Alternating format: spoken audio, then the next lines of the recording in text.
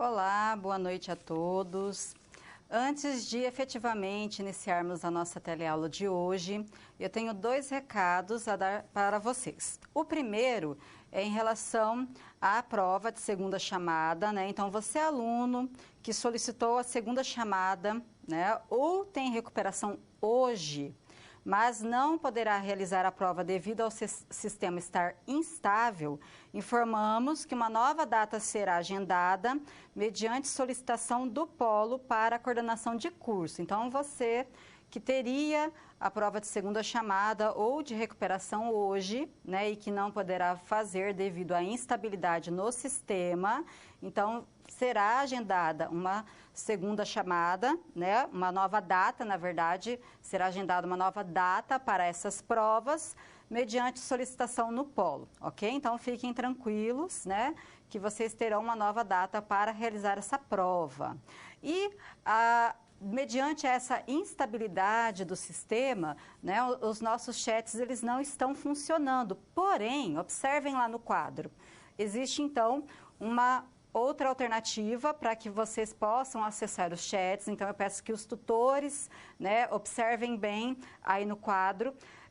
Há o endereço de e-mail da tutora aqui presencial, que é lima1.tutel@croton.com.br. Por meio desse endereço, vocês poderão participar do chat por meio do Skype. Então, o chat, na verdade, ele não será realizado no sistema devido à instabilidade, mas será realizado normalmente via Skype. Então, para que vocês consigam acessar o Skype da tutora, vocês precisam anotar aí esse endereço, ok? Então, esse endereço ele serve tanto para o chat aqui da aula, da teleaula, quanto para o chat da aula atividade. Tudo bem? Então, embora, né, haja essa instabilidade, então isso não irá impossibilitar a realização do chat. Tudo bem?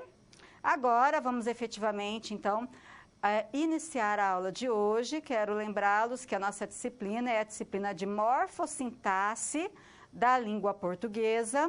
Hoje é a nossa segunda teleaula, cujo tema é as classes de palavras e a constituição de sintagmas. Então, nossa segunda teleaula. Como vocês devem se lembrar, na nossa primeira teleaula, nós trabalhamos, né, alguns temas introdutórios. Então, nós abordamos, né, na verdade, o que vem a ser a gramática. Nós vimos que existem aí várias acepções para o termo gramática, né? Então, a gramática pode ser uma disciplina, podem ser regras da língua, livro, mas nós vimos que, na verdade, toda a nossa fala, independente se nós tivemos ou não acesso à escolarização, toda a nossa fala, ela acontece porque nós temos, sim, conhecimento de gramática, né? Nós discutimos a questão das línguas naturais, que toda a língua é perpassada por uma norma. Discutimos a questão da norma culta, norma padrão, a questão do ensino de gramática na escola, como que deve ser realizado esse ensino, tendo em vista os vários conhecimentos, né, que são requeridos para a utilização da língua, né? Então, nós vimos que existe conhecimento epilinguístico, né, que atravessa as atividades epilinguísticas que dizem respeito a conhecimentos intuitivos que nós temos das regras gramaticais, mas que existem também conhecimentos que são mais aprofundados, que dizem respeito às atividades metalinguísticas, né, os conceitos, as normas, as regras, as nomenclaturas, né? Trabalhamos também a questão do que é a palavra, né, os tipos de palavras, abordamos a questão também da formação de palavras por meio da derivação, da composição. Então, toda uma discussão que norteou a aula anterior e que nós daremos continuidade na aula de hoje. Então, em relação à aula de hoje, eu tenho um convite a fazer a vocês. Observem aí no quadro. Então, em nosso primeiro encontro, conhecemos o conceito de palavra, não é? Agora, depois de termos estudado sobre sua estrutura interna, então nós vimos que a palavra, ela possui uma estrutura, ela é constituída por radical, ela pode ser constituída por afixos, né, que indicam gênero, número, pode formar novas palavras por meio da inserção de afixos sufixais, prefixais. Então, existe toda uma estrutura em relação à palavra, né? Então, depois de termos estudado essa estrutura, focalizaremos os papéis que ela já constituída assume na estrutura sintática do enunciado, além de alguns processos semânticos e discursivos dos quais ela participa. Tudo isso levando em conta a classe da qual ela faz parte. Assim, conheceremos o sintagma relevante para a gramática. Então, depois de termos estudado, de termos conhecido como que uma palavra é constituída, como que um termo é estruturado, nós vamos passar, então, né, nessa aula, a entender, né, qual que é a função de determinada das palavras que constituem a língua portuguesa, né? Então, vamos entender a questão das classes de palavras, classes ou classes gramaticais, de acordo com a gramática tradicional, como que essas palavras, elas são organizadas dentro das estruturas oracionais da língua, né? Então, vamos abordar a questão dos sintagmas, né? Então, nós vamos dar um passo a mais, vamos avançar um pouquinho mais nessa discussão a respeito das estruturas, das sentenças, dos sintagmas da língua portuguesa, ok? Então, vamos dar continuidade e vamos, então, abordar alguns conhecimentos que são essenciais para entendermos onde que as palavras se situam na língua portuguesa, de que forma que nós podemos abordá-la, né? Quais são os elementos que podem ser levados em consideração na análise, na abordagem das palavras da língua portuguesa. Então, vamos ao quadro. Então, temos alguns conhecimentos prévios que precisamos observar. Então, quando nós falamos, né, em análise, né, dos termos, das palavras da língua portuguesa, nós temos aí alguns critérios básicos, tradicionais, que são levados em consideração, né? Então, nós temos o critério semântico,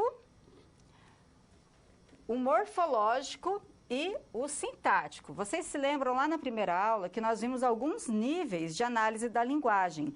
E em relação à palavra, esses níveis também são levados em consideração, né? Então, o semântico, que diz respeito ao sentido, aos significados atribuídos às palavras.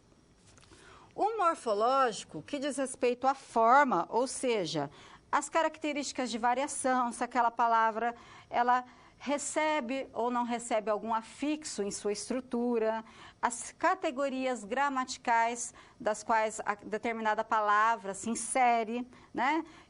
Enfim, a questão estrutural da palavra. E também nós temos aí o nível sintático, que é o nível da função, que diz respeito às propriedades distribucionais e ou funcionais que aquela palavra ocupa, né? Ou seja, a posição, a função que determinada palavra pode exercer dentro de uma sentença.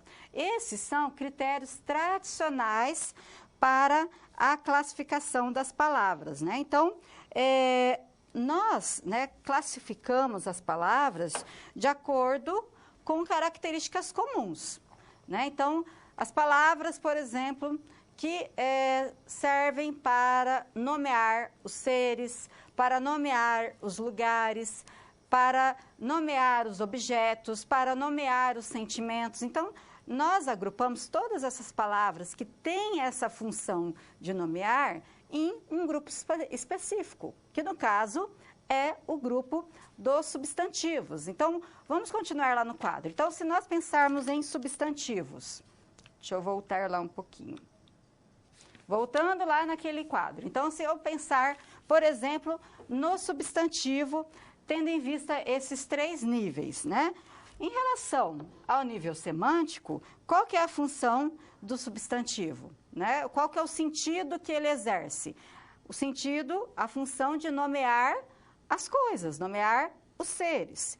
Em relação ao nível morfológico, o substantivo, ele estruturalmente é considerado, os substantivos estruturalmente são considerados palavras variáveis, né? Então, eles podem variar em relação à sua estrutura. Então, ele pode variar em gênero, ele pode variar em número, ele pode variar em grau.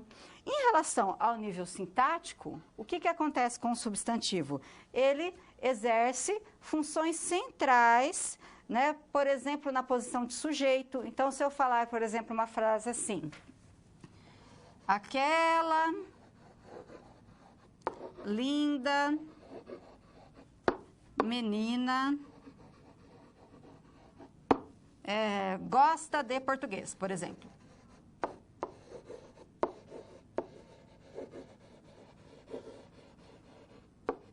Então, qual que é o sujeito desta oração? Quem gosta de português? Aquela linda menina, né? E qual que é o núcleo desse sujeito? Seria, então, no caso, na verdade, o substantivo menina. Então, a função sintática, né, do substantivo é de aparecer em posições centrais. O sujeito, ele pode aparecer em funções centrais, por exemplo, do complemento, né? Então, são possibilidades de observação, né, de acordo com a gramática tradicional, de observação e análise das palavras, né? Ainda do ponto de vista da gramática tradicional, nós sabemos, né, que as palavras, as classes de palavras, elas são classificadas em variáveis e invariáveis. As variáveis são aquelas que sofrem, que podem sofrer modificações em sua forma, né? Ou seja, ela pode sofrer modificação tendo em vista o número. Então, eu posso falar, por exemplo, menino ou meninos, gênero, menino, menina, grau, menininho, meninão, né? Então, as palavras que fazem parte, as classes de palavras que fazem parte das palavras variáveis, então, elas podem sofrer uma série de modificações. Então, nós temos algumas palavras que fazem, algumas classes de palavras que fazem parte desse grupo. Vamos observar lá. Então, nós temos, por exemplo, o substantivo, né? E qual que é a função do substantivo? Nomear os seres, como eu já havia comentado. O adjetivo, que tem a função de qualificar, né? De modificar um substantivo, trazendo um traço semântico a mais. Então, tem essa função de qualificar. O artigo, que acaba sendo um especificador também do nome. O pronome, né, que na verdade ele tem a função de substituir um nome ou também acompanhá-lo, né? Já que eu tenho, por exemplo, pronomes possessivos. Então, minha mala está no aeroporto. Esse minha, que é um pronome, ele acompanha o nome, né? Mas o pronome também pode ter a função de substituir um nome. O numeral, que nos dá a ideia de quantificador, né, de ordenamento, por exemplo. E o verbo, né, que acaba sendo a classe de palavra mais variável dentro da língua portuguesa, com maior quantidade de flexões, né? Porque ele pode variar em gênero, aliás, em número, ele pode variar em pessoa, ele pode variar em modo, né? Então, ele recebe aí variadas flexões, né? Então, essas palavras, elas fazem parte do nosso dia a dia, essas classes de palavras. E essa nomenclatura, né, de acordo aí com a nomenclatura gramatical brasileira, ela orienta a organização estrutural da língua, né? Então, quando nós estudamos a língua portuguesa, nós somos norteados por essa nomenclatura, ok? Então, olhem um exemplo. eu estudei a segunda unidade do livro de morfossintaxe, que é muito interessante. Então, eu tenho aqui, ó, pronome, que é uma palavra variável, estudei, que é um verbo, que também é uma palavra variável, a é um artigo, segunda, um numeral, né? Então, nós temos uma série de palavras variáveis aqui no nosso texto, ó. Então, unidade, né? Livro também, morfossintaxe é um substantivo, é o nome que se dá, a disciplina também é uma palavra variável, né? Então, são várias palavras, né, na língua que nós utilizamos no nosso dia a dia. Olhem lá, interessante, um adjetivo. Então, essas palavras fazem parte do nosso dia a dia, assim como as palavras invariáveis. Então, se as palavras variáveis são aquelas que sofrem modificação e podem, aliás, sofrer modificação em sua forma, as invariáveis são aquelas que não sofrem modificação, né? Então, nós temos o advérbio, que é responsável por indicar uma circunstância aí, para um verbo, para um adjetivo ou para o próprio advérbio. A conjunção e a preposição, ambos têm a função de ligar termos dentro de uma oração. E a interjeição, que tem a função de expressar ideias, né? Então, as palavras invariáveis, elas não têm a sua forma alterada. Então, por exemplo, a aula de morfossintaxe está muito interessante e está só começando. Então, nós temos aqui, por exemplo, interjeição, ele não vai variar em relação à sua estrutura, o de, o muito, que é um advérbio, né? O e, que é uma conjunção aditiva. Então, são termos que eles não sofrem variação em sua estrutura. Essa subdivisão, essa divisão, na verdade, as palavras, as classes de palavras variáveis e invariáveis, é a divisão que tradicionalmente é abordada dentro da gramática tradicional, né? Então, nas escolas, na educação básica, vocês estudaram as classes de palavras, as 10 classes de palavras, considerando essa subdivisão, ok? Mas, nessa nossa abordagem, né, como eu já havia comentado na aula anterior, nós estudamos a língua tendo em vista uma perspectiva diferenciada, né? Uma perspectiva que reflete sobre o uso. Então, nós vamos ver algumas semelhanças, né? Mas também existem aí algumas diferenças em relação a essa classificação, ok? Nós temos, como vocês sabem, uma situação geradora de aprendizagem que norteia cada uma das aulas. Então, vamos conhecer a situação que irá nortear, né, a discussão da aula de hoje. Observem lá no quadro. Então, uma agência de publicidade contratou você para que ajude os profissionais a refletir sobre os enunciados que devem ou não usar em diferentes produções publicitárias, pensando tanto na escolha das estruturas linguísticas, como nos efeitos de sentido decorrentes de contextos específicos. Considerando que os enunciados publicitários são muito diferentes uns dos outros, como esses sintagmas devem se organizar? Então, nós, nessa aula de hoje, nós iremos aí ter a função de pensar na estrutura desses sintagmas, dessas sentenças, e ajudar, então, essa agência publicitária a pensar, então, sobre essa organização, ok? Então, vamos assistir agora ao primeiro vídeo para que nós possamos pensar sobre a primeira situação, problema.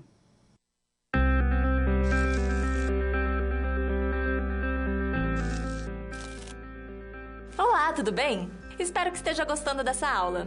Como você pode perceber, é muito importante estudar o conteúdo da pré-aula no ambiente virtual antes de conhecer e resolver as situações problema. Vamos lá? As etapas para compreender e resolver as SPs são simples e facilitam os seus estudos. Primeiro, é necessário conhecer e interpretar os detalhes da situação problema, entender onde se passa a situação, quais agentes estão envolvidos e quais recursos estão disponíveis. Depois, é a hora de problematizar a situação apresentada. Isso significa que seu desafio foi elaborado com base nas informações de empresas, experiência dos professores e acontecimentos do cotidiano de sua área. E por último, você vai solucionar as problemáticas. Para isso, você deve utilizar dos conceitos e das teorias vistas nas pré-aulas. Então o desafio está com você. É hora da SP1. Caso surja um ponto de interrogação, você pode sempre acessar o fórum e enviar suas dúvidas, ok? Bons estudos e até mais!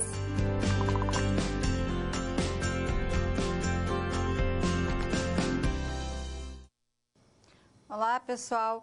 Então, antes de falarmos da primeira situação problema, eu quero avisá-los que o nosso chat voltou, né? Então, eu peço para vocês, tutores, para que acessem o chat, porque agora ele está disponível, tudo bem?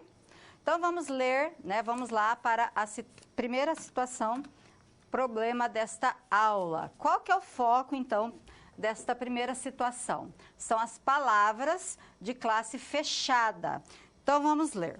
Um publicitário de uma agência está enfrentando a seguinte dificuldade: a criação do slogan da campanha de um restaurante que tem como principal característica preparar suas saladas diretamente a partir de uma horta própria.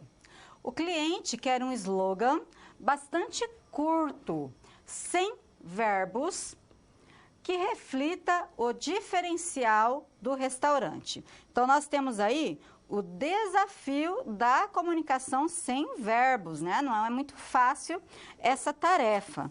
Mas, né, pensando nisso, a sua tarefa específica como aluno é a seguinte: seu trabalho como consultor, né? Então, nesse caso, você vai se colocar aí na posição de um consultor, de um auxiliador dessa agência publicitária, né? Então, o seu trabalho é sugerir um enunciado ao publicitário, um slogan curto e sem verbos, e explicar por que ele atende à sua solicitação. E o que é necessário, então? Conhecer a essência de um slogan, né? Na verdade, então, o que seria o slogan, né? Já adiantando. É uma expressão curta, né? Fácil de lembrar, então a gente observa isso de forma bastante constante em propagandas, né?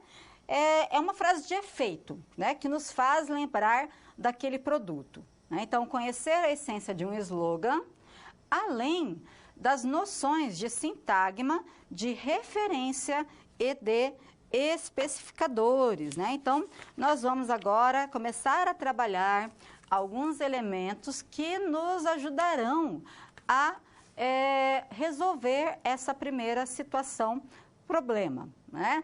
E quanto a isso, nós vamos então começar a trabalhar, a compreender a diferença de classe aberta e classe fechada. E quando nós falamos em classe, né? Qual que seria o termo mais adequado? Classe gramatical ou classe de palavras, né? Então, vamos ao quadro para entender um pouquinho sobre isso, né? Então, quando nós falamos em substantivo, em adjetivo, em verbo, em advérbio, nós falamos que ele faz parte de determinada classe de palavra ou classe gramatical, né? Então, qual que seria a melhor opção, tendo em vista essa nossa abordagem contemporânea dos elementos gramaticais? Pois bem, quando nós falamos em classes gramaticais, é importante nós frisarmos que classe gramatical, ela aponta apenas para o âmbito gramatical, apenas para a questão da forma, da estrutura, e é uma visão bastante restrita à gramática. Mas, quando nós falamos em classe de palavras, nós temos uma abordagem mais voltada para o uso. Observem lá o que vem a ser as classes de palavras. Reunião de palavras em uma mesma categoria, que envolve fatores lexicais, semânticos, ou seja, de significado, e discursivos, que tem a ver com a questão do uso, né? Então, essa abordagem, quando nós falamos em classes de palavras, nós temos aí uma abordagem que nos possibilita uma amplitude maior de análise, não somente a questão estrutural, mas a questão do significado, a questão de como que essa palavra ela é abordada, ela é inserida tendo em vista determinado uso, determinado contexto discursivo. Então, para a nossa abordagem, a expressão classe de palavra ou classes de palavras é a mais adequada.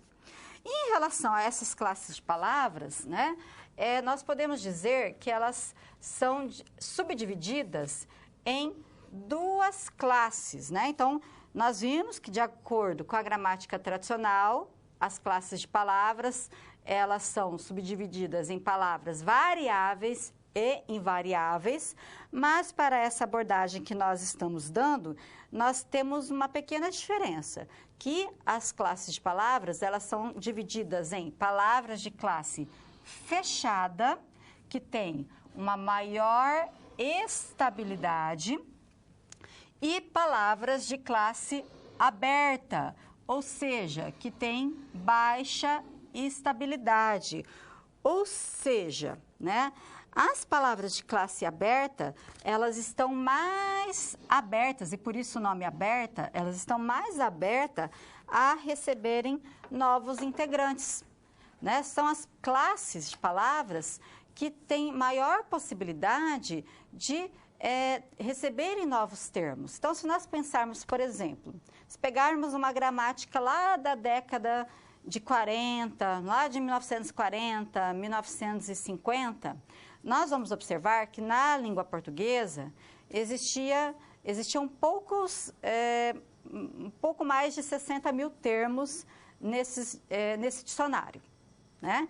Agora, se nós pegarmos um dicionário atual, nós vamos observar cerca de 600 mil termos, né? Então, houve aí, né, um acréscimo muito grande de palavras na língua portuguesa.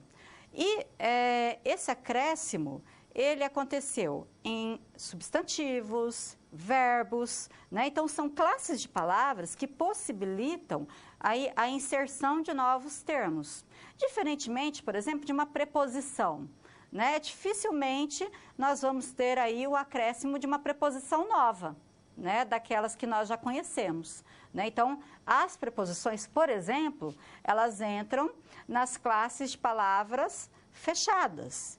Já o substantivo, os verbos, os adjetivos, existe uma possibilidade de acréscimo de novas palavras, né? Então, por isso que eles são aí introduzidos, eles são classificados como palavras de classe aberta, ok? Mas nós vamos aprofundar isso um pouquinho mais adiante.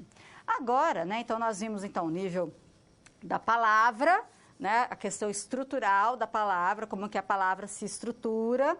Nós vimos que as palavras, elas podem ser agrupadas, né, em classes, tendo em vista a função que elas exercem, né? E agora nós vamos entender o que vem a ser um sintagma. Então, vamos ao quadro. Então, nós partimos, como eu já falei, né, do conceito de palavras, e agora nós vamos chegar ao conceito de sintagma. O sintagma é a unidade estrutural da sentença com função sintática. Vamos lembrar novamente o que é uma sentença. Sentença é a mesma coisa do quê? A mesma coisa que oração, né? E a oração, então, é todo enunciado que contém um verbo.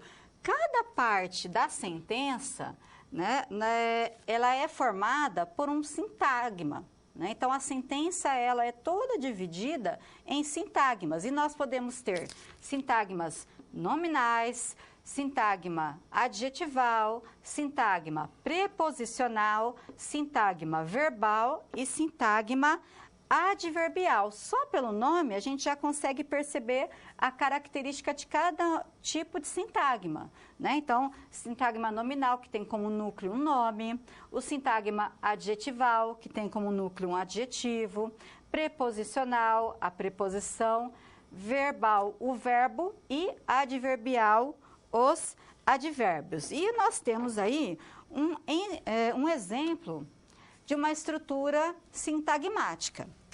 Então, os alunos mais dedicados, muito provavelmente, atingem a meta de estudo. Então, nós realizamos aqui, né, uma divisão desse enunciado em sintagma, né, tendo em vista a função que cada parte exerce dentro dessa sentença. Então, primeiramente, nós temos um sintagma nominal. E o que é importante nós observarmos? Que vocês estão observando aí que nós temos várias siglas e podemos ter a possibilidade de um sintagma estar dentro de um outro sintagma maior. Por quê? Porque existe uma relação de dependência, né? Um termo, muitas vezes, ele depende de um outro termo, ele é subordinado a um outro termo, né? Então, aqui, primeiramente, nós temos um sintagma nominal. Os alunos mais dedicados. Por que ele é um sintagma nominal? Porque o núcleo desse sintagma é um nome, alunos, né? Mas dentro desse sintagma nominal, nós temos também um sintagma adjetival.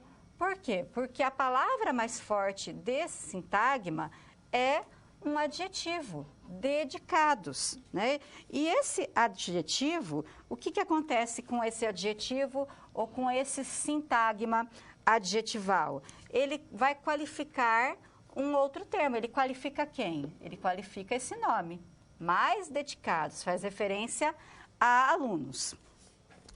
Depois, nós temos aqui um sintagma que ele aparece sozinho, ele aparece deslocado, né? Que é o sintagma adverbial, né? Muito provavelmente, né? Então, por que ele é sintagma adverbial? Porque nós temos aqui dois advérbios, o muito, que ele indica a circunstância de intensidade, e provavelmente, que indica a circunstância de modo. Então, ele também aí recebe uma função sintagmática, ele exerce aí uma função sintagmática de advérbio.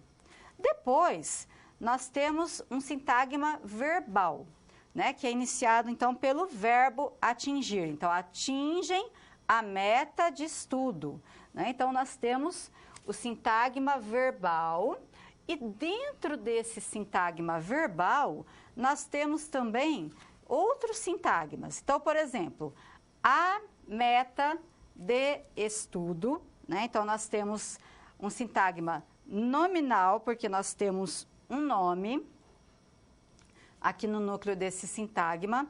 Dentro desse sintagma nominal, nós temos o quê? Um sintagma preposicionado, né? Preposicional.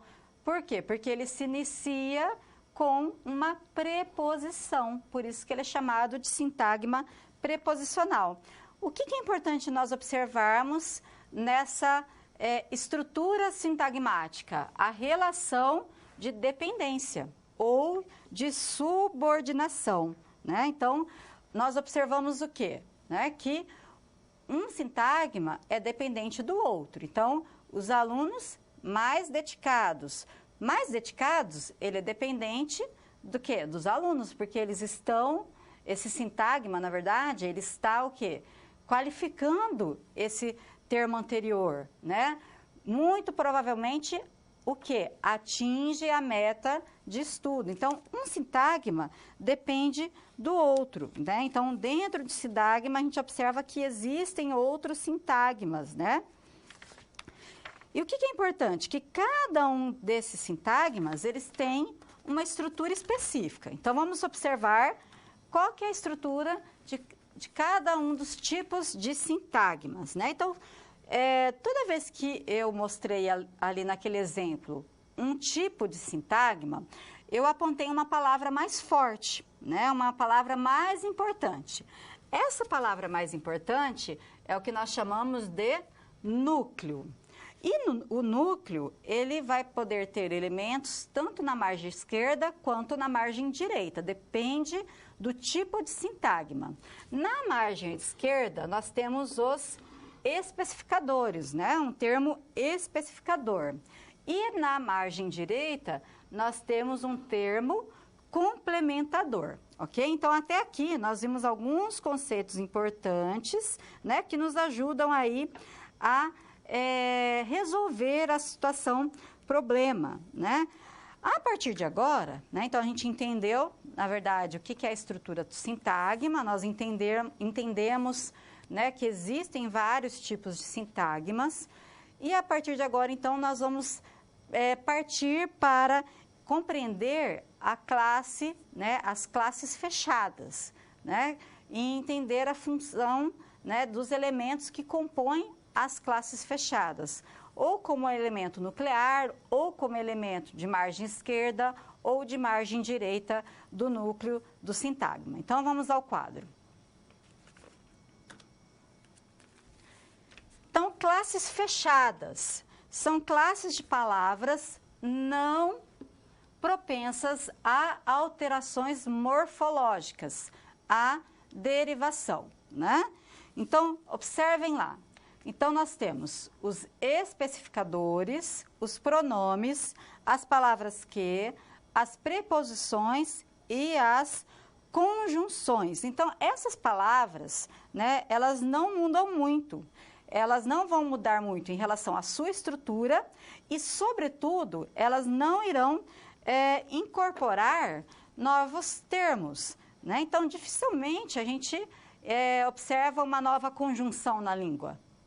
Dificilmente, como eu já havia comentado, nós observamos a inserção de uma preposição diferente ou de um pronome diferente, né? Principalmente pronome, né? Que é um resquício bastante forte da língua latina, né? Os pronomes vêm desde a época do latim clássico, né? Então, dificilmente a gente observa a inserção de um novo pronome, né? Então, por isso que são palavras de classe fechada, elas não mudam na sua estrutura morfológica e, sobretudo, na inserção de novos termos. Então, vamos conhecer um pouquinho cada um desses tipos, né, de palavra de classe fechada. Vamos ao quadro.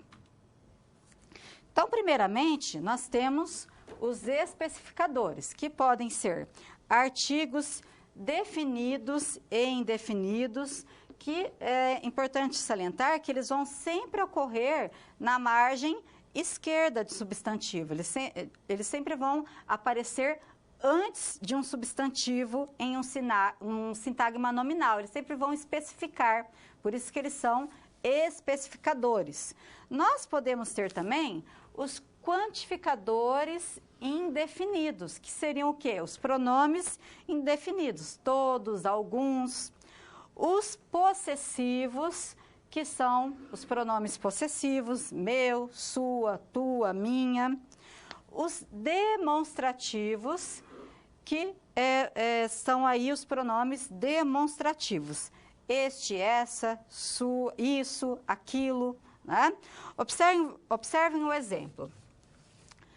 Todos os meus alunos. Então, nós temos aqui, ó, todos os meus alunos estudaram este conteúdo.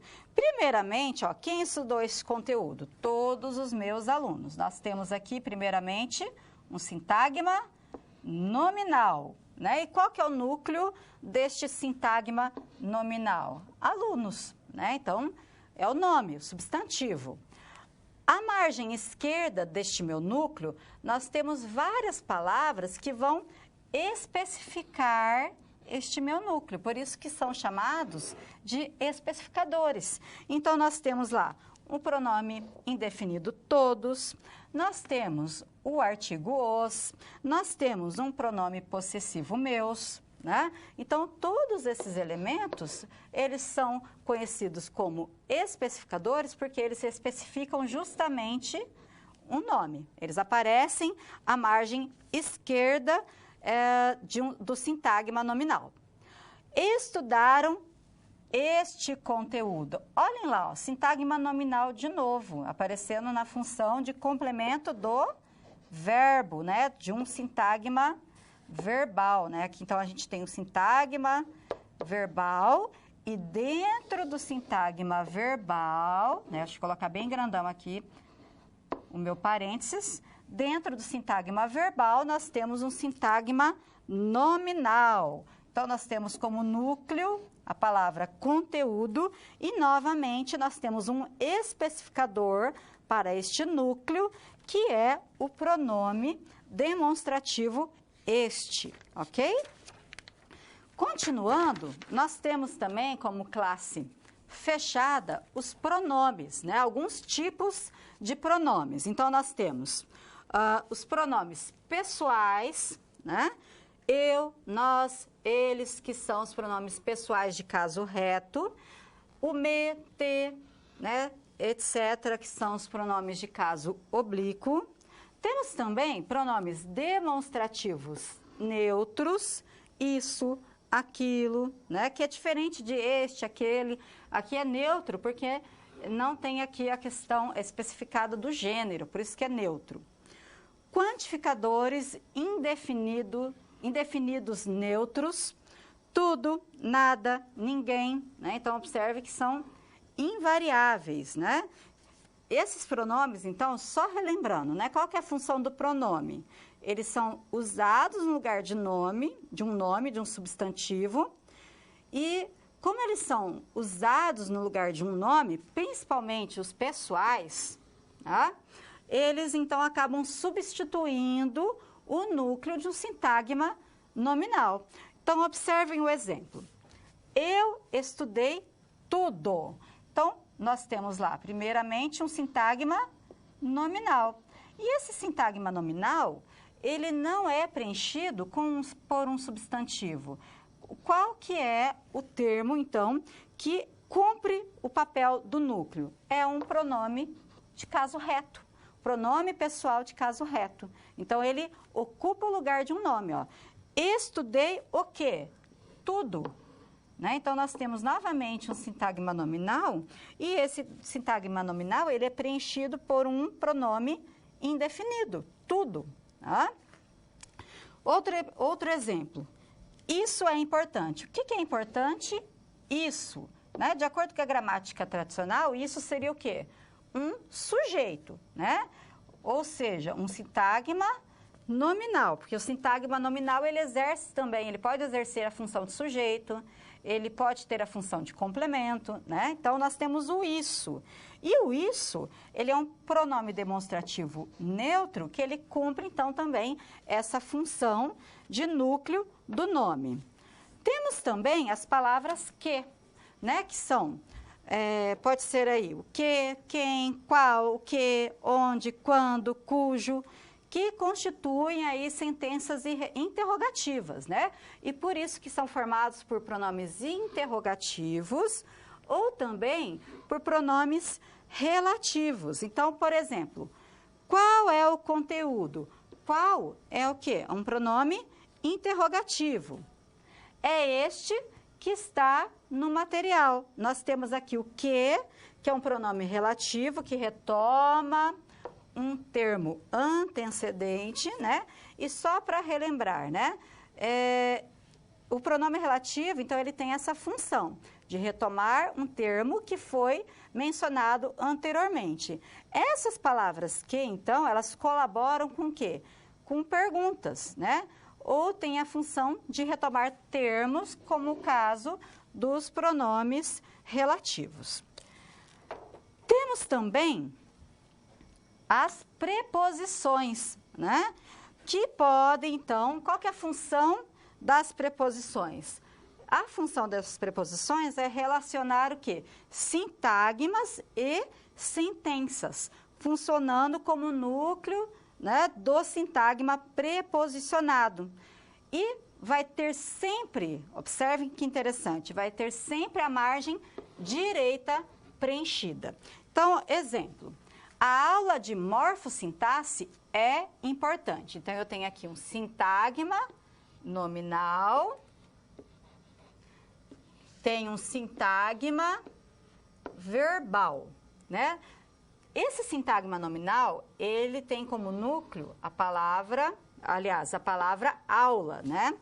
Aula é o núcleo do meu sintagma nominal. A aula de quê?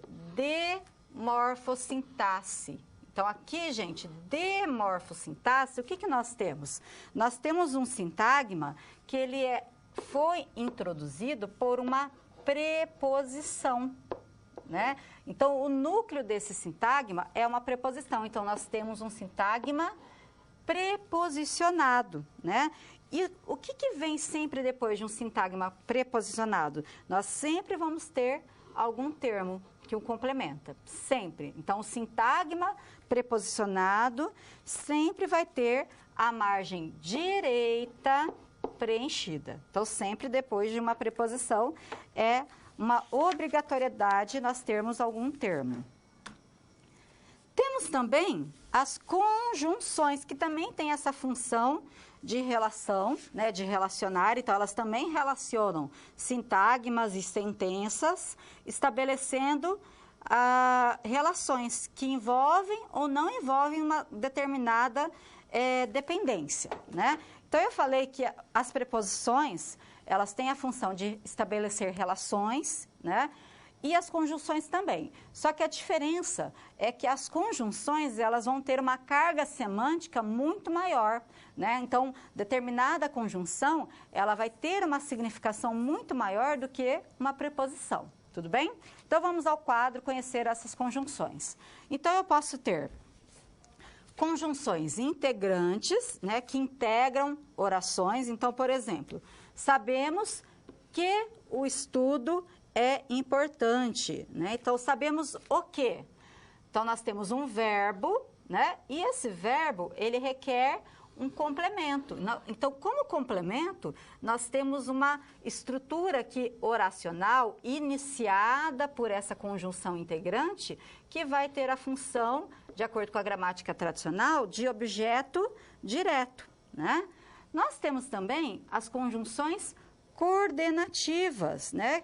Que elas têm a função de relacionar, de estabelecer ligações entre sentenças coordenativas, sentenças que não são dependentes. Então, nós temos aqui, por exemplo, os alunos estudam, uma primeira oração, uma primeira sentença, fizeram os exercícios. No meio dessas duas sentenças, nós temos uma conjunção aditiva. E ela é aditiva coordenativa, porque ela coordena duas orações. Temos também as conjunções subordinativas. Diferentemente das coordenativas, as subordinativas, elas são ligadas por conjunções, né, que estabelecem aí sim uma relação de subordinação sintática entre elas. Então, estudo muito. Quando? Quando tenho prova. Então, nós temos aqui uma conjunção, né, subordinativa, que tem a noção, estabelece a noção do quê? De tempo. E conjunções correlativas, né, que ligam pares correlatos. Então, ora leio, ora escrevo. Então, essas são as principais classes de palavras fechadas, né? Se nós observarmos, tem muito a ser, muitos aspectos que puderam ser retomados da gramática tradicional. Então, a questão das conjunções, dos pronomes, das preposições, é apenas uma visão diferenciada daquilo que nós já conhecemos, ok? E agora nós já temos condições, então, de resolver a primeira situação, problema. Observem lá no quadro. Então, o slogan encomendado pelo dono do restaurante pode ser: nossa horta sua salada. Então, será que o enunciado pode ser esse? Né? Será que atende a exigência do cliente, a exigência desta agência? Então, vamos analisar esse slogan. Então, nós temos lá, nossa horta, sua salada. Então, nós temos duas expressões, dois sintagmas, né? Primeiramente, um sintagma nominal, nossa horta, e depois, novamente, um outro sintagma nominal, sua salada, né? Então, são dois sintagmas nominais. Atende também à exigência de não haver verbos, então não tem verbos nem no primeiro, nem no segundo sintagma. Existe um especificador em cada sintagma nominal. Então, aqui, ó, nossa, né, é o pronome possessivo. E também aqui, ó, sua, um outro pronome possessivo, a margem esquerda de cada um dos núcleos, né? Horta e salada, né? E existe também um paralelismo sintático, né? Já que nós temos, então, dois sintagmas com a mesma estrutura, né? Um especificador, um nome, um especificador e um nome. Então, o que nós podemos observar? Que existe uma regularidade, uma uniformidade, né, que agiliza o processo de leitura, né, já que nós estamos falando de um slogan, e acaba atendendo aquilo que foi pedido pelo cliente, né? Então, nós temos pronomes possessivos, né, que fazem uma ligação bastante estreita com aquilo que se espera, ó, nossa horta, né? Então, a horta cuidada, a horta bem tratada por aquele restaurante que vai direto para, né, o seu prato, né, para a sua salada, ok? Então, atende aquilo que foi pedido, tudo bem? Vamos agora assistir ao segundo vídeo.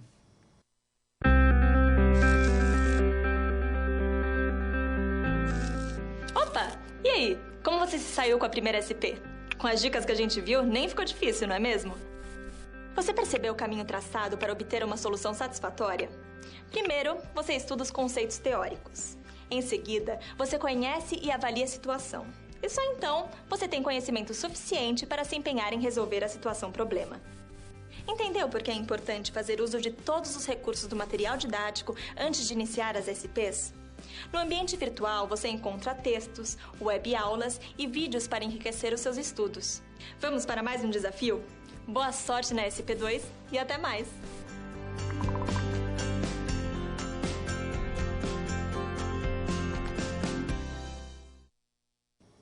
Então, vamos para a SP2. Vamos lá ao quadro? Então, o foco nosso agora vão ser as classes de palavras abertas, né? E nós temos, então, o seguinte desafio. Os publicitários da agência que você está assessorando estão em dúvida sobre como criar um slogan para encerrar um comercial de uma linha de ferramentas chamada Precisão. Usar o termo precisão com letra maiúscula ou não. Além disso, para atender ao cliente, o enunciado deve conter um elemento que reforce o caráter verdadeiro da informação. Então, nós temos o desafio aqui, que é o desafio da comunicação objetiva. E qual que é a sua tarefa? Sua tarefa é propor um enunciado para ser usado na propaganda e explicar ao funcionário se e por que a palavra precisão deve ser empregada com letra maiúscula ou minúscula. Você deverá escolher uma palavra que reforce no enunciado a afirmação mencionada. O que é necessário, então, para que possamos cumprir essa tarefa? Mobilizar os conceitos de substantivo e de advérbio, com suas funções de nomeação e de modalização. Então, para isso, nós vamos novamente trabalhar aqui algumas classes de palavras, mas as classes abertas, né? Ou seja, aquelas que podem receber novos termos. Então, vamos ao quadro. Então, classes de palavras abertas são aquelas classes as quais continuamente se incorporam novos membros. Quais são? Os substantivos, os adjetivos, os advérbios e os verbos. E para nós entendermos como é que se dá essa incorporação, nós vamos relembrar, né, alguns processos que nós vimos na aula anterior e que também vocês viram aí durante a vida escolar de vocês. Então, uma forma de incorporar novos termos na língua portuguesa é por meio do processo de derivação. Por meio desse processo, nós temos a formação de novas palavras. Então, por exemplo, do substantivo pedra, nós podemos ter aí a formação de pedreiro, né, um outro substantivo. A partir, né, do adjetivo idiota, né, se eu inserir um afixo -ice, eu vou ter o substantivo idiotice. Cuidado, né, nós podemos ter aí também, por meio de processo sufixal, a formação da palavra cuidadoso, do adjetivo cuidadoso. Rápido, nós podemos ter aí a formação de rapidamente, então a criação de um advérbio. Perfume, podemos ter a formação de um verbo, perfumar, a partir do afixo que indica aí, então, um verbo. Vender, então, a partir de um verbo eu posso ter também um substantivo, venda, né? Então, o que nós observamos, né? Que a partir, né, dessa inserção de afixos nessas palavras, nós temos a formação de novas outras palavras. Então, em todas essas palavras, há a adição de um sufixo derivacional que nos possibilita a formação, então, de novas palavras. Mas será que isso é possível nas classes de palavras fechadas, né? Então, se eu pensar, por exemplo, no pronome meu, eu consigo acrescentar um sufixo eiro, sufixo -ice, oso? Não, isso só acontece nas classes abertas, né? E como que nós sabemos, então, que temos um substantivo, um advérbio, um adjetivo, como nós vimos aqui essas classificações, né? A morfologia, a estrutura, ela pode nos ajudar. Então, por exemplo, eu posso ter uma palavra terminada em mente, como aqui rapidamente, né? E eu sei que todas as palavras, a gramática me diz que todas as palavras terminadas em mente são classificadas como advérbio, mas nem sempre isso é suficiente. Porque, por exemplo, eu posso ter a palavra aventureiro e jornaleiro. Essas duas palavras têm a mesma terminação, ó, eiro e eiro. Mas elas fazem parte da mesma classe de palavra? Não. Eu tenho aqui, ó. Então, por exemplo, garoto, aventureiro. Então, aqui eu tenho um adjetivo e o nome de uma profissão, jornaleiro, um substantivo. Então, não é suficiente, né? Então, o que nós precisamos levar em consideração para entender essa palavra, a função dessa palavra e a classe que essa palavra pode ser aí classificada? Nós temos que levar em consideração, então, como que essas palavras atuam dentro de um sintagma, ok? Outro aspecto também que é importante, que faz aí a formação, né, que propicia a formação de uma nova palavra, deixa eu só voltar aqui, é a questão da substantivação, né? Que seria, por exemplo, vamos desenrolar os fios, né? Então, eu tenho um substantivo, né? Aliás, um verbo, mas eu posso formar uma outra palavra se eu acrescentar um especificador, o desenrolar dos fios. Então, também é uma possibilidade de criação de uma nova palavra, tudo bem? Agora, nós vamos entender cada uma dessas classes de palavras. Observem lá no quadro. Então, primeiramente, o substantivo, né? Então, nós temos lá que o substantivo, ele tem qual função, né? Como nós vimos, a função de nomear os seres, nomear os objetos, né? Então, eles ocupam o núcleo de sintagmas nominais, nomeando, então, entidades.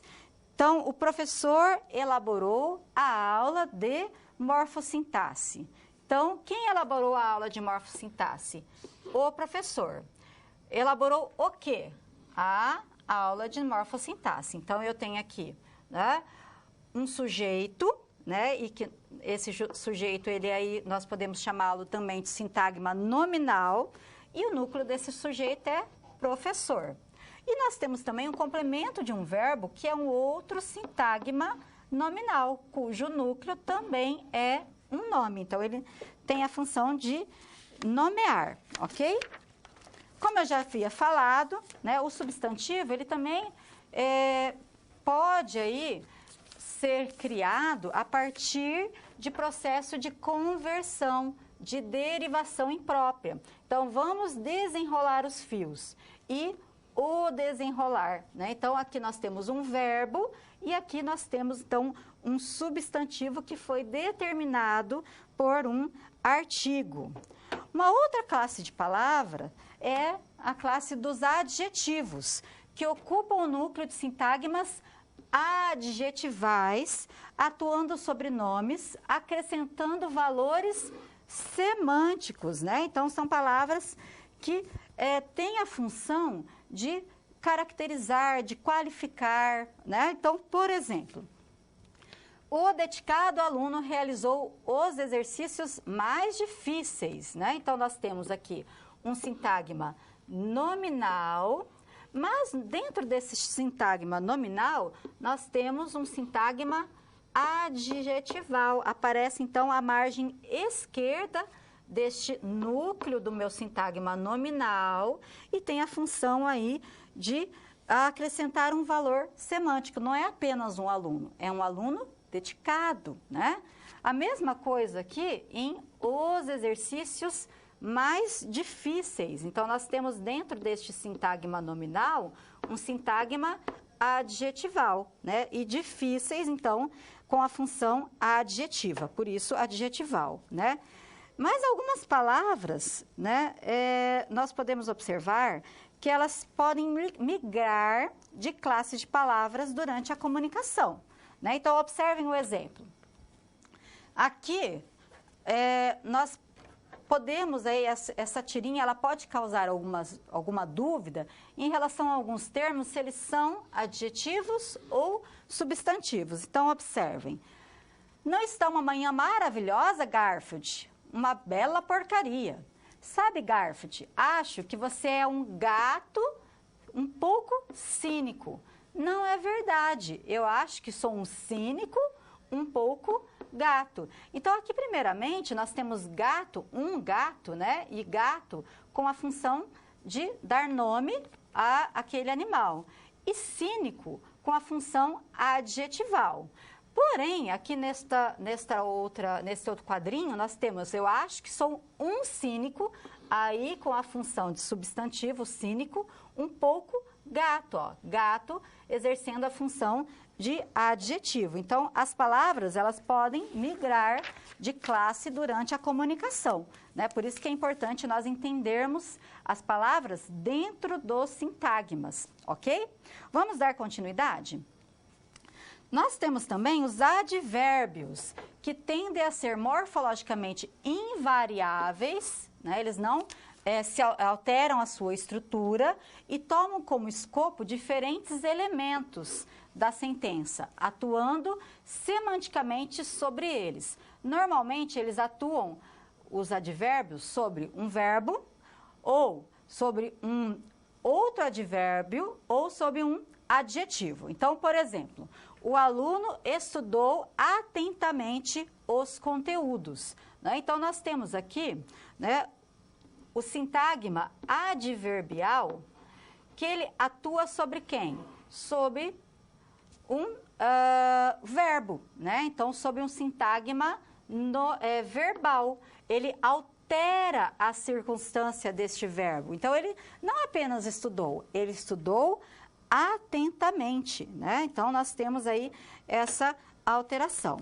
E nós temos também, né, uma classe de palavras que nós temos uma estrutura bastante diversificada, que são os verbos, que organizam as sentenças, ou seja, as orações, constituindo os sintagmas verbais, né? Então, o aluno estudou, então nós temos aqui um sintagma verbal. O aluno está lendo o livro, um outro sintagma verbal, só que agora formado por um verbo auxiliar, mais um verbo principal. E o aluno assistiu à aula, né? Novamente, um exemplo de um sintagma verbal, ok? E aí, mais para frente, nós vamos especificar um pouquinho mais a estrutura do verbo. Por fim, nós temos as interjeições. Observem no quadro. Né? O que é a interjeição? São aqueles elementos que eles indicam, na verdade, eles comunicam emoções, sensações, né? E, em geral, eles dependem do quê? Eles dependem das marcas de pontuação, né? Para indicar a entonação, né? Então, a aula está acabando, né? Então, nós temos aí as interjeições, ok? Agora, nós podemos resolver, então, a segunda situação problema. Então, o enunciado encomendado para encerrar, então, o comercial, ele pode ser o seguinte: realmente sem precisão não dá. Então, nós observamos que há um destaque para a marca do produto, já que o produto, ele se chama precisão, né? E aí, agora nós vamos analisar, então, esse enunciado. Realmente, sem precisão não dá. O primeiro aspecto que nós podemos observar é que a palavra precisão, a dúvida era se precisão seria iniciado com maiúscula ou com letra minúscula. Então, nós temos aí o uso de maiúscula no termo precisão, para evitar o quê? A ambiguidade, já que nós estamos falando da marca do produto. Então, com letra maiúscula, o uso do advérbio realmente, qual que é a função? Reforçar a conclusão positiva sobre a marca, né? Então, nós temos aí precisão que, na verdade, ele foi usado com letra maiúscula porque ele é um substantivo próprio, né, denominando a linha de produtos, mas também ele pode dar a ideia do quê? De um substantivo comum, que ele denomina uma característica do produto, né, uma característica na execução da tarefa ao fazer uso desse produto. Então, qual que é a conclusão que a gente poderia chegar? Que, diferentemente das ferramentas de outras marcas, a marca precisão, ele realmente pode ajudar, né, a pessoa que adquire esse produto na execução das tarefas que serão desenvolvidas por meio deste produto, né? Então, atende aquilo que o cliente pede, ok? Vamos agora à terceira situação problema, mas primeiramente vamos assistir ao vídeo.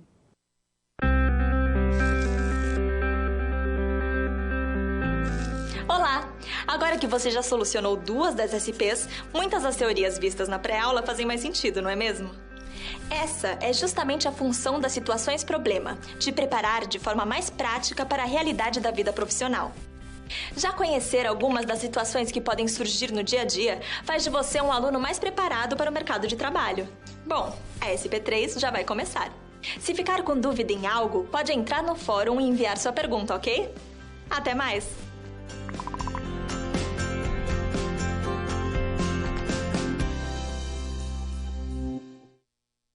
Então, vamos lá? Vamos conhecer essa situação? Então, o foco é combinando palavras, a construção do sintagma. Então, os publicitários da agência que você está assessorando criaram o anúncio da promoção de uma agência de viagens. E o anúncio é o seguinte: quando o verão chegar, já vou estar curtindo minhas férias. O cliente, ele recusou a proposta, alegando gerundismo. Não concordando com ele, um dos publicitários procurou sua ajuda. Então, nós temos aí o desafio da comunicação sem vícios, já que gerundismo ele é considerado um vício de linguagem. Então, qual que é a sua tarefa? Sua tarefa é colaborar com o publicitário, mostrando a ele se e por que o enunciado "quando o verão chegar, já vou estar curtindo minhas férias" contém gerundismo ou não. E o que é necessário? Mobilizar os conceitos de sintagma verbal, composto, tempo verbal, referência temporal e aspecto verbal. Então, essa unidade, né, essa sessão, essa situação-problema terá como foco principal a questão do verbo, né? As flexões, todos os elementos que envolvem essa classe de palavra, tudo bem? Vamos agora continuar e vamos entender a construção do sintagma, né? Então, o sintagma, nós vimos que ele ocorre pela combinação de palavras de diferentes classes e ele vai seguir sempre uma organização básica, né? Então, nós vimos que nós temos um núcleo e esse núcleo ele pode ou não ter a margem esquerda e a margem direita preenchida, né? Então, ele basicamente ele vai seguir o quê? O princípio das relações de dependência entre os elementos e também o grau de coesão que há entre eles. Então, nós vimos que dentro do sintagma nós vamos ter elementos que dependem e também que estabelecem coesão, né? E por que isso é importante? Porque ao se dominar a estrutura do sintagma, fica mais fácil analisar o quê?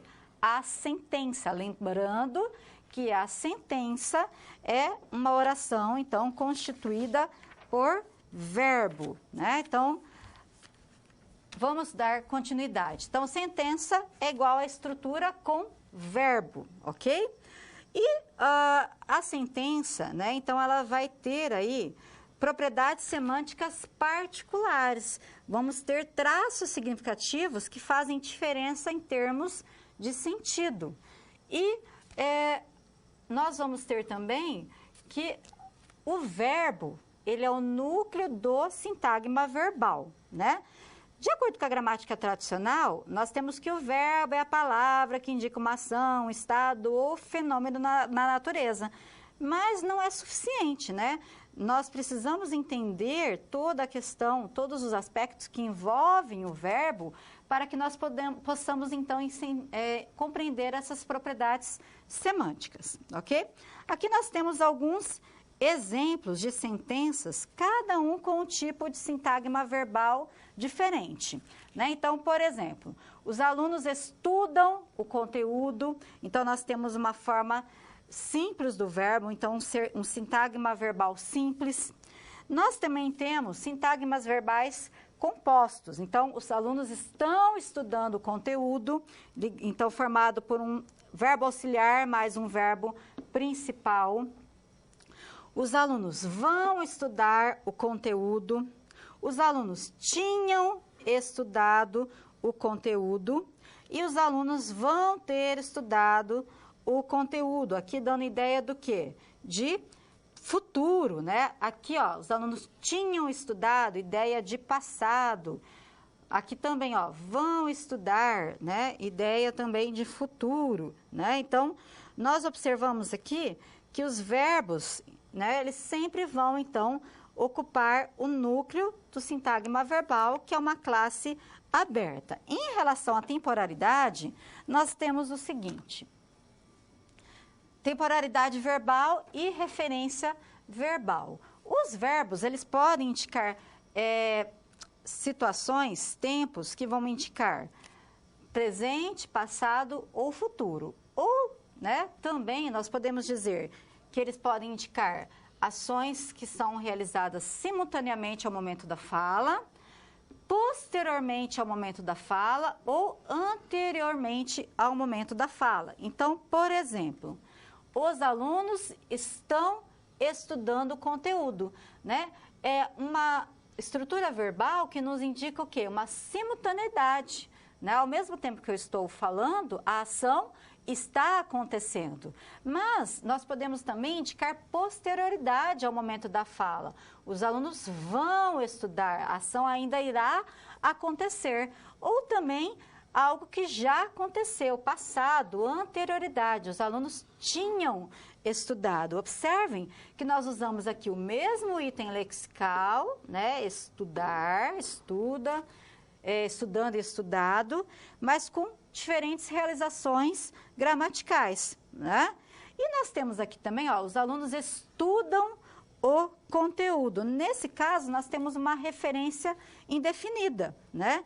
E tudo isso, ele se liga por meio do quê? Por meio da noção de aspecto, ou seja, a noção de duração do tempo verbal, né? Então, o verbo, ele vai sempre indicar uma temporalidade, se já aconteceu, se não aconteceu, se vai acontecer, então anterior, posterior, simultâneo, ou também pode indicar uma falta de referência, né? Como nós vimos lá no exemplo, os alunos estudam um conteúdo, uma referência indefinida.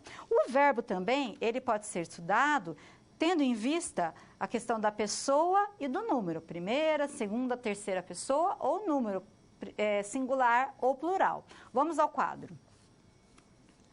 Então, ó, pessoa, eu posso ter a primeira, a segunda e a terceira pessoa do discurso, ou seja, quem fala, para quem eu estou falando, ou aquele que fala, né? Então, ó, eu estudei o conteúdo, tu, você leu o livro, o professor preparou a aula. Então, primeira, segunda e terceira pessoa do discurso, do singular, mas eu posso ter também primeira, segunda e terceira pessoa do discurso no plural. Ó.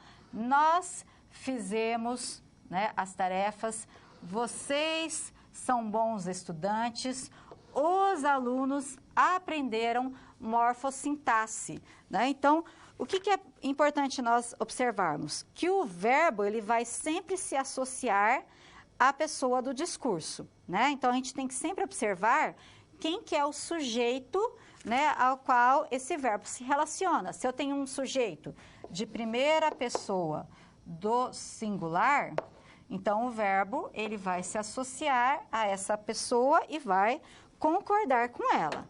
E assim por diante, segunda pessoa do singular ou do plural, ok? Nós temos também os modos verbais. E qual que é a função dos modos verbais? Indicar a atitude do falante em relação ao que ele enuncia. Então, por exemplo, o indicativo. O que o indicativo vai indicar? Vai apresentar, na verdade, um fato enunciado como real, como certo. Então, por exemplo, os alunos leram o material. É um fato certo, aconteceu. O subjuntivo, ele vai apresentar o quê? Um fato irreal, uma possibilidade, um desejo. Então, espero que os alunos leiam o material. Então, é um desejo. E aí, nós temos uma mudança na estrutura desse verbo. Já o imperativo, ele vai indicar o quê?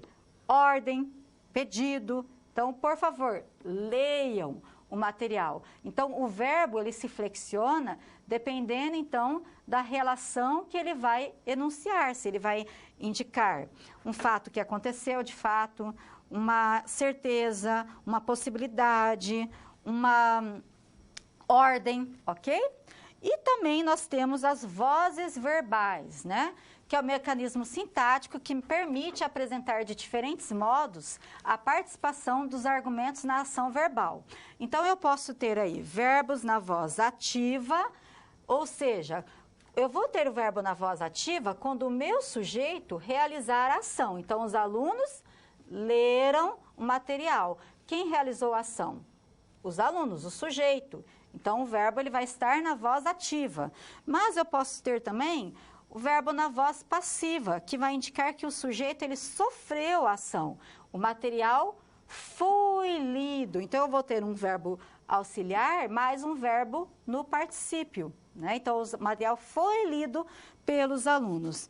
E vou ter também a voz reflexiva, quando o sujeito ele pratica e realiza a ação, pratica e sofre a ação, na verdade. Então, os alunos cumprimentaram-se. Então, eu tenho um verbo que vai indicar aí essa voz reflexiva.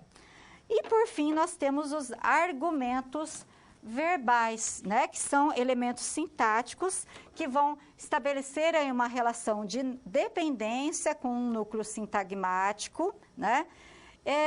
E que são elementos sintáticos que são selecionados por um verbo para a formação adequada da sentença. Então, os alunos leram o livro de gramática. Então, nós temos o verbo e antes desse verbo ou depois desse verbo, então nós temos aí os argumentos verbais que correspondem na gramática tradicional ao sujeito. Então, quem leu o livro de gramática? Os alunos. Então, nós temos o sujeito e nós temos também o quê? O complemento, o livro, ok? Agora, então, nós podemos resolver a terceira situação problema. Então, o enunciado elaborado pela agência e recusado pelo cliente foi este. Quando o verão chegar, já vou estar curtindo minhas férias. Né? Será que realmente ele teria que ter sido aí recusado? Então, vamos analisar esse enunciado. Quando o verão chegar, né, nós vamos aqui focar no na segunda sentença. Já vou estar curtindo minhas férias. Nós temos aqui um sintagma verbal, né? E o que é interessante, né? Que nós temos primeiramente, então, uma perífrase. Por que é perífrase? Porque nós temos a formação do sintagma verbal a partir de 3 verbos. Então, 2 verbos auxiliares e um verbo principal, né? E aqui, nós podemos dizer que há ausência de gerundismo, por quê? Porque nós temos aqui um momento simultâneo. Quando o verão chegar, então é algo que vai acontecer, e nesse momento nós vamos ter aí também algo que também ainda irá acontecer, né? Então, trata de um evento que supostamente ocorrerá em um momento posterior ao momento da fala. Né? Então, substitui a forma simples, né? Então, nós temos, quando o verão chegar, já vou estar curtindo minhas férias. Não é um caso de gerundismo, ok? Agora, então, nós vamos assistir ao terceiro vídeo e depois eu vou propor mais uma situação.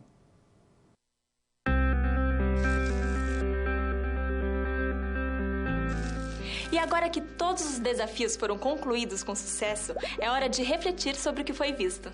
O objetivo das SPs é ampliar o seu conhecimento e te ensinar a como utilizar na sua realidade profissional os conceitos vistos aqui. Essa é uma metodologia que exige muita proatividade e empenho da sua parte, já que segue o modelo de uma das tendências mais avançadas no mundo, a sala de aula invertida.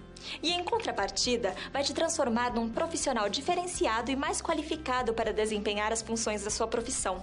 Por isso, faça bom uso dos materiais e das interatividades oferecidas.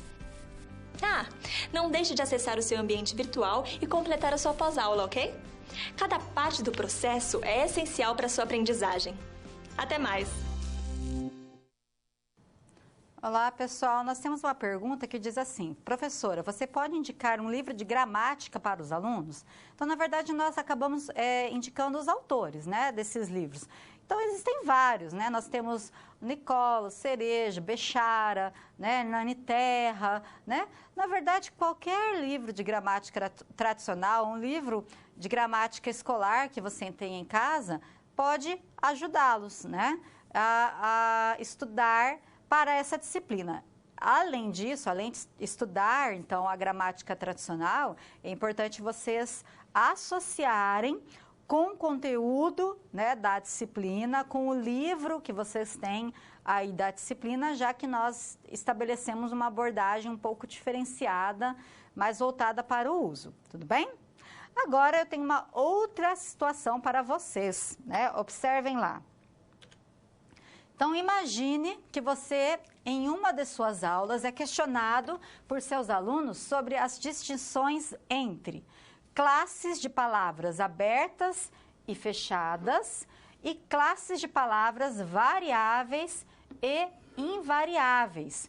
Como é que você sintetizaria essa ideia, né? O que seria importante vocês frisarem, né? Seria interessante vocês frisarem o contraste entre as duas abordagens, né? Falar que, de acordo com a gramática tradicional, então nós temos as variáveis, que são aquelas que podem sofrer modificações em sua estrutura, e as invariáveis que não sofrem, então, modificações em sua estrutura. E, de acordo com a abordagem mais contemporânea, nós temos as abertas e as fechadas. As abertas porque são abertas a novos termos, né? Então, como novos substantivos, novos adjetivos, novos advérbios, novos verbos, e as fechadas que não são abertas a novos termos, né? Então, conjunções, preposições, né? Pronomes. E o que é interessante mencionar em relação a isso? Que, por exemplo, os advérbios, eles, para a gramática tradicional, eles são invariáveis. Mas para a abordagem contemporânea, ele é classificado aí juntamente com as palavras abertas, porque nós podemos ter, sim, a criação de novos advérbios, né? Então, isso é interessante mencionar, tudo bem? Vamos agora dar continuidade, vamos observar tudo aquilo que nós observamos e aprendemos na aula de hoje. Então, nós aprendemos a classificação das palavras, nós entendemos e observamos quais são as classes de palavras fechadas, vimos que nós temos especificadores, pronomes, palavras-ques, preposição e conjunções que constituem essa classe de palavras. Vimos as classes de palavras abertas, que são constituídas por substantivos, adjetivos, verbos e advérbios. Vimos os sintagmas, quais são os tipos, qual que é a estrutura do sintagma, né? Então, nós vimos que tem um núcleo, uma margem esquerda, uma margem direita. Vimos as relações entre sintagmas, a constituição da sentença, ou seja, muitos conteúdos que foram abordados na aula de hoje. E o que nós vamos aprender ainda? Nós vamos estudar a combinação de sintagmas, ou seja, a sentença simples, né, que seria o período simples, de acordo com a gramática tradicional, as relações semânticas entre os constituintes da sentença e a combinação de sentenças, as sentenças complexas, que seriam os períodos compostos, que, de acordo com a gramática tradicional, são os períodos compostos por coordenação e subordinação. E o que é preciso estudar previamente para a nossa próxima aula? É importante vocês revisarem, então, os conceitos de frase, oração e período. É importante retomar o estudo gramatical tradicional dos termos da oração. Então, os termos essenciais, sujeito, verbo, os termos integrantes, né? E os termos acessórios da oração. E retomar as relações oracionais, os períodos compostos por coordenação e subordinação. Tudo bem? Então, vocês viram, né, que nós temos aí muitos conteúdos a serem abordados e que foram abordados, né? Muitos conteúdos a serem estudados, né? Então, é importante que vocês revisem, que vocês retomem esses conteúdos em casa, né? Para que essa abordagem, de fato, seja internalizada, seja compreendida por vocês. Nós temos uma última pergunta, vou responder. Professora, me diga uma coisa, essa é a forma adequada de ensinar gramática no ensino regular? Essa é a gramática contemporânea? Sim, hoje existe uma tendência, se vocês pegarem as provas, né, que são aplicadas, né, Enem, SAEP, todas as provas de larga escala que são aplicadas, nós observamos uma tendência a uma maior reflexão sobre a língua, né? Então, é importante que essa abordagem ela seja também realizada. É claro que a gente não deixa a gramática tradicional de lado, a gramática tradicional ela também será ensinada, mas nós precisamos ampliar essa visão, nós precisamos refletir um pouco mais sobre a língua, né? Não ficar somente na gramática tradicional, é aquilo que eu havia comentado com vocês, né? A nomenclatura gramatical brasileira é o que rege o ensino da língua portuguesa, mas nós, como estudantes, né, de um curso superior, nós não podemos ter essa visão apenas limitada da gramática. Nós precisamos ampliar a abordagem. Então, por isso é importante, sim, estudar essa abordagem contemporânea que hoje é amplamente disseminada pelos estudiosos da língua. Tudo bem? Uma boa noite a todos e eu deixo vocês agora com um vídeo de encerramento. Dia de luz, festa de sol e o barquinho a deslizar no macio azul do mar. Tudo é verão, o amor se faz no barquinho pelo mar que desliza sem parar. Os versos da música O Barquinho, que você acabou de escutar, apresentam palavras que são categorizadas naquilo que chamamos de classe, o conjunto em que se classifica uma palavra com base na sua estrutura sintática e morfológica. Esses versos contêm palavras de classe fechada, como pronomes, e de classe aberta, como os substantivos. As palavras de classes fechadas, em geral, são usadas continuamente na língua. Por esse motivo, elas possuem estabilidade alta, devido à sua lenta renovação. Além disso, elas não são propensas a sofrer processos morfológicos de derivação. São elas os artigos, pronomes, quantificadores, as preposições e conjunções. Por exemplo, a palavra tudo pertence à classe fechada. Se tentássemos acrescentar a ela algum sufixo derivacional, como oso ou eiro, não daria muito certo, concorda? Já com as classes abertas, ocorre o contrário. Nelas, palavras novas são incorporadas continuamente. Isso quer dizer que essas palavras possuem estabilidade baixa. São palavras de classe aberta os substantivos, os adjetivos, os advérbios e os verbos. Por exemplo, a barco pertence à classe aberta. Se quiséssemos acrescentar a ela algum sufixo derivacional, como inho ou eiro, chegaríamos a barquinho e a barqueiro, palavras bem conhecidas, certo? Nesses casos, a adição do sufixo produziu uma palavra nova e criou um novo significado lexical. Tanto as palavras de classe aberta quanto as de classe fechada são usadas como elementos constituintes de um sintagma. Sintagmas são unidades gramaticais que se combinam em conjunto em torno de um núcleo. A classe da palavra do núcleo é a que dá nome ao sintagma. Por exemplo, no caso dos sintagmas nominais, o núcleo é um substantivo. Nos adjetivais, o núcleo é um adjetivo. A constituição dos sintagmas é regida por uma relação de dependência entre as palavras de classes fechadas e abertas. Falando sobre a história de O Barquinho, o compositor Roberto Menescal disse: "Fiquei apaixonado pelo mar e pela caça submarina, tornando-me um terrível predador, querendo caçar todos os grandes peixes que via." Os sintagmas a caça submarina e um terrível predador têm adjetivos submarina e terrível, e especificadores de sintagma nominal, a e um. A combinação de palavras das classes fechada e aberta segue uma organização básica, sendo que um núcleo pode se associar a outros elementos, que podem aparecer tanto na margem esquerda quanto na margem direita do sintagma. As posições também podem se alterar, e uma mesma posição pode ser ocupada por elementos que pertencem a mais de uma classe. Ainda assim, o sintagma segue sempre o princípio das relações de dependência entre os elementos e do grau de coesão que há entre eles. Muito interessante, não é mesmo? Então continue navegando pelo mar dos sintagmas para entender todo o horizonte dessa incrível língua que é o português. Eu fico por aqui. Bons estudos e até mais!